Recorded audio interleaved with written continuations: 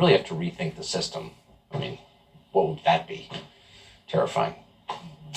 So if you want to control a country, obviously you have to erase its history, so no one has any idea what went before, and then the future is yours. And that's why they tear down monuments to our past. In New York, they tore down the Teddy Roosevelt statue, the greatest of all American presidents, the most popular. It stood there for many years, and now it's gone.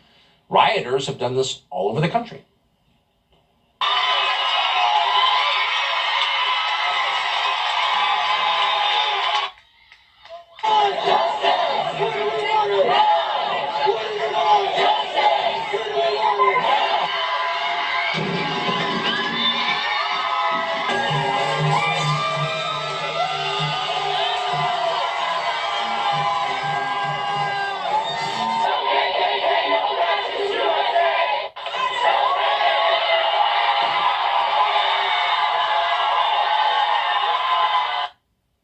So that wasn't enough. So now woke lunatics at the Pentagon have decided to desecrate America's biggest and most significant cemetery, Arlington National, right across from Washington, D.C., and tear down a memorial to Civil War dead.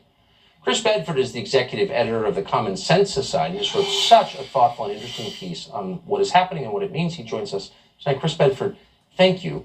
So I'm not sure I can in any way improve on what you wrote. Summarize it for us, if you would. Well, right now what they're trying to tear down is the monument in Arlington that marks the Confederate war dead. This is not a monument to victory. It's not a monument that says, rise up again, this war is coming. This is a monument to reconciliation. It's a funerary monument that stands over the graves of people, including the architect and a number of other Confederate war dead who are buried there now in Arlington. This is something that symbolizes peace. At its center is a robed woman holding a laurel crowned with branches, and also holding the plowshare that stands for beating our swords into a plowshare.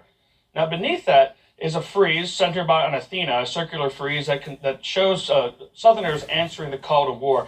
And that's something the critics have a problem with. It does show a romanticized and idealized version of the South there, but it is at its core a monument to that reconciliation. And it came during a very complicated period in time. If we think that 2020 was complicated, the period after the Civil War, where about 2% of the American population gave their lives in battle, was extremely tense and complicated. For decades afterwards, Confederates were not even allowed to not even the families were allowed to tend the graves of those who were fallen.